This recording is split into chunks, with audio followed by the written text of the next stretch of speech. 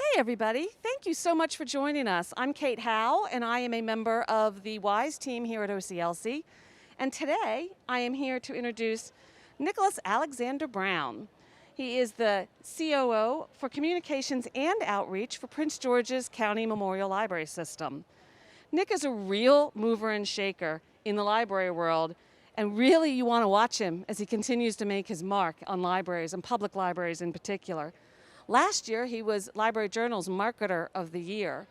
He has a very long resume already that I won't go into the whole thing, but his current position was traditionally run by two different departments.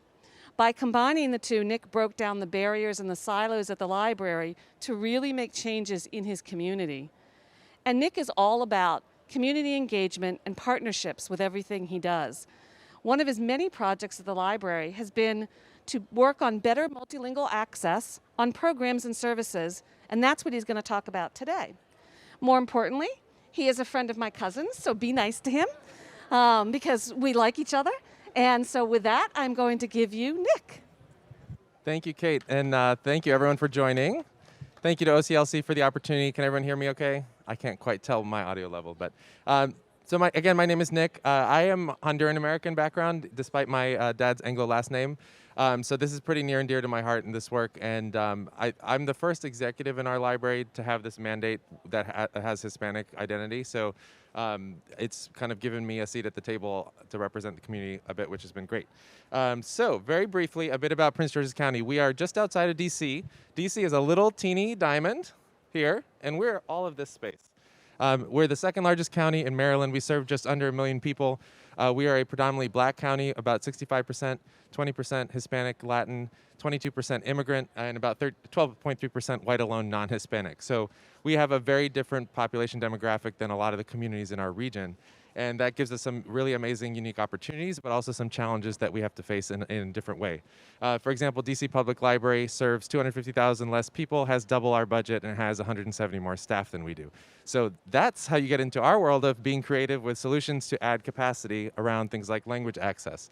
We have 19 branch libraries, run the Correction Center Library.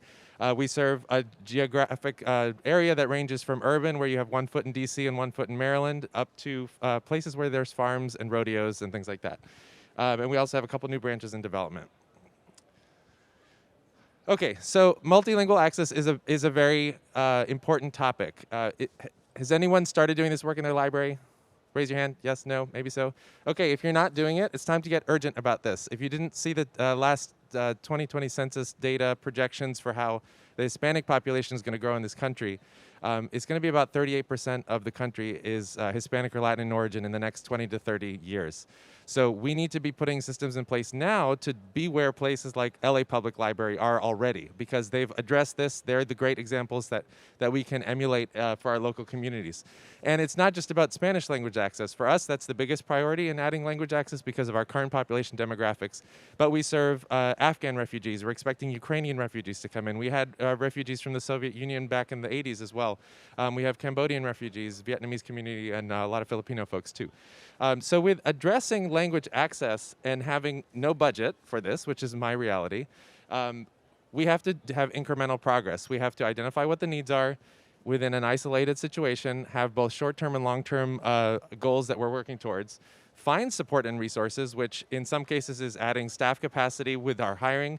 In some cases, that is getting grant funding, like we just secured a new grant from Capital One to do digital equity marketing programs, translation and interpretation specific to our immigrant populations, which we couldn't do without that extra resource. And then we pilot the initiatives, and then we launch them. And then we just keep going in the hamster wheel like we do for programs and outreach and everything else in library world. I think a lot of libraries tackle this topic of multilingual access as like a separate thing, and it just needs to be approached like everything else we do with service design. We model it, we pilot it, we figure out what resources are needed, and then we make baby steps to have progress. And in our library, the progress has been really significant. In the past 10 years, there was a shift from adding Spanish-speaking staff in the neighborhoods where we have heavy Spanish-speaking populations in the west part of the county along the DC border, basically. We have mostly Central American population, which is not just Spanish-speaking, which is a thing that a lot of folks don't realize. We have many, many indigenous Central American folks, and that is more than one language that we're dealing with in terms of indigenous languages. Folks from Guatemala, from the Yucatan in Mexico who speak Maya and other dialects of Mayan. So we started hiring folks in the branches with Spanish language skills. And then there was a gap in central administration. So there was no central strategy. There was no support happening at the system-wide level. So we started adding positions in the administration, program services team, intercultural services. And you have to do much more than just hiring outside translation services, which is the most expensive way of doing this work. It is often the first thing that we do because we don't have staff capacity, but it is the most expensive. There are libraries that spend $15,000 a year translating summer reading materials. You could hire someone for $15,000 a year and be a contract translator for the entire year. So think about how you're deploying resources, and sometimes it's a bureaucratic barrier when you're talking about the staffing challenges. But here are my pro tips. Incremental progress leads to achieving long-term goals. Prioritizing language skills in hiring is essential. Like every position that I'm hiring now in my division, we're doing either bilingual preferred or bilingual required. It's much more challenging from a recruitment standpoint because our HR department isn't used to recruiting based on language skills, but it's been really important and essential. And also, addressing the institutional commitment. Sometimes libraries, you might not have the support from the administration. It might be branch-led innovation, which, right, everyone knows that that's where the real innovation happens. The branch staff, the people on the front lines, are then getting the administration to buy into things. But in order to make a real difference long-term with multilingual access, you have to make this a budget priority, with hiring especially. Make sure that your communications and marketing folks are prioritizing this. At this point, our library during COVID went to fully bilingual on all operations, announcements and signage, social media posts, et cetera. We've added Spanish language, email marketing, Spanish Facebook, et cetera. And oftentimes we're getting support from other organizations. We were doing COVID test distributions. Our county health department got the iHealth tests. We didn't have instructions. But the library came to the county and said, hey, we know in Massachusetts, the state government there translated this into 20 different languages. We don't need to do this work. It's public domain. Here you go. We're ready to roll. So being creative is really important, and you can do it. This is one of the indicators for me that we've made significant institutional progress. We have a style guide, and it is now bilingual English-Spanish. We have Spanish language conventions that we have adapted for our in-house style. We've added Spanish language branding. If you would like to check out the full style guide, the QR code is here. And I believe the slides are also available online if you're going to check this out as a recording through OCLC. But this is really important. There's a lot of grammatical and vocabulary nuances with Spanish.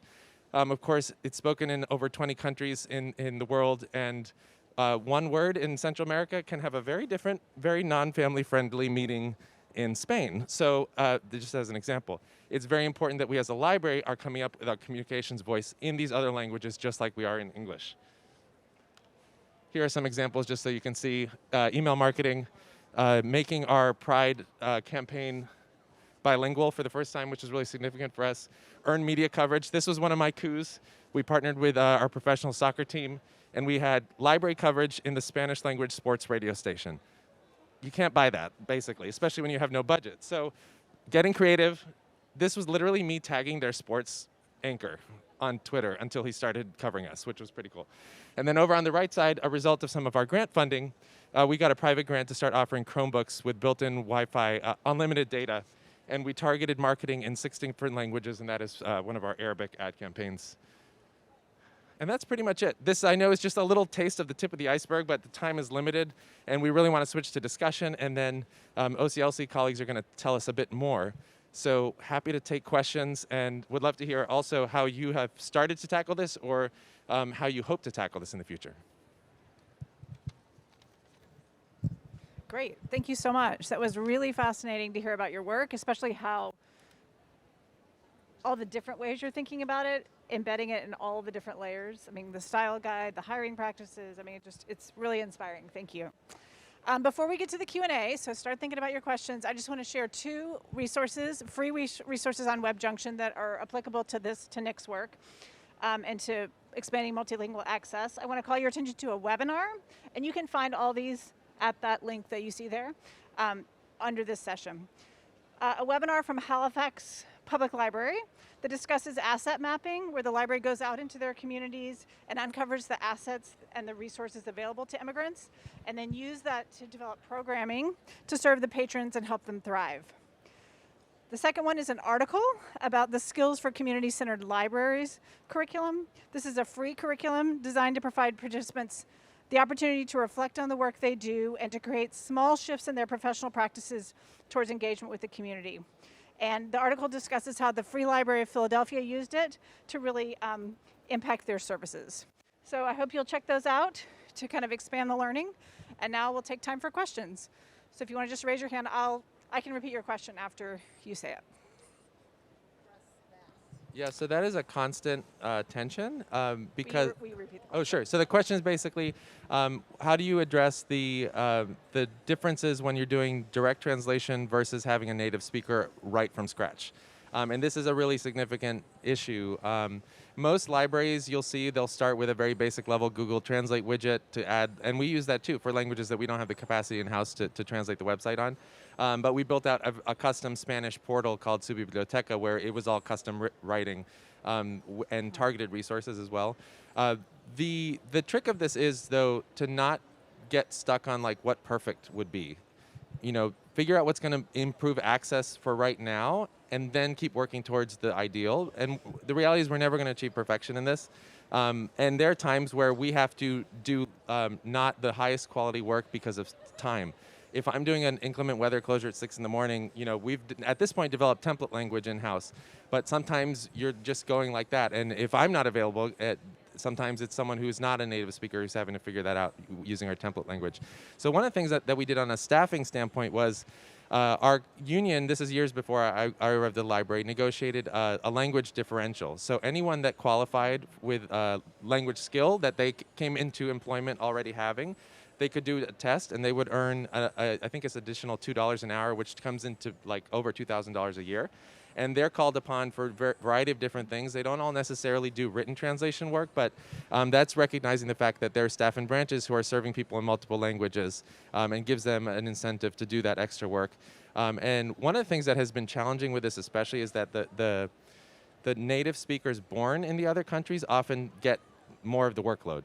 And that becomes a problem, especially as they advance in supervisory status. So that's been one of the reasons why we needed to add Spanish language staff to our central administration, because we couldn't keep throwing it on the branch staff to deal with this. The other thing that we've done, which is kind of a more tactical thing, is we've given all of our branches access to signage templates that already have the template language in there. So if a branch has to close for something and they can't get us to help them, they've already got a translation where they just got to plug in the dates. And there are, at this point, bilingual staff at almost every branch, which is great. Any other questions? Any other advice on how you're dealing with this at your library? Would love to hear, too. While we wait for a second, I have a question about, you talked about the hiring challenges of finding, like your HR department hadn't thought about that as a priority in hiring. So what have the shifts been in practice to help make that a reality?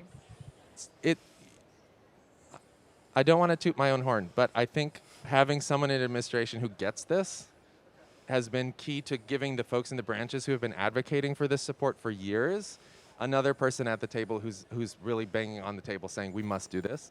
Mm-hmm. And that was partly possible because of our restructuring, whereas when the intercultural services team was under public services, their staffing slots are competing with branch staff slots, and we're already short-staffed in every area of our library. So they weren't able to prioritize hiring full-time people to do multilingual communications, whereas I can in my world. The other thing, too, has been adjusting job descriptions whenever there are departures. So there have been, probably a third of the team has turned over in the past 2 years for various reasons, retirements and COVID situations and things like that. And we've made all of those positions either preferred or required, and none of them were bilingual positions in the past. So that's added a lot of capacity. And for example, we had an administrative assistant in the division, and she's now on the translation team and helping with things. So it's a very gradual thing, but if we're having the conversations daily, you're going to be able to figure out as a team, like, what are we going to be able to do to add capacity?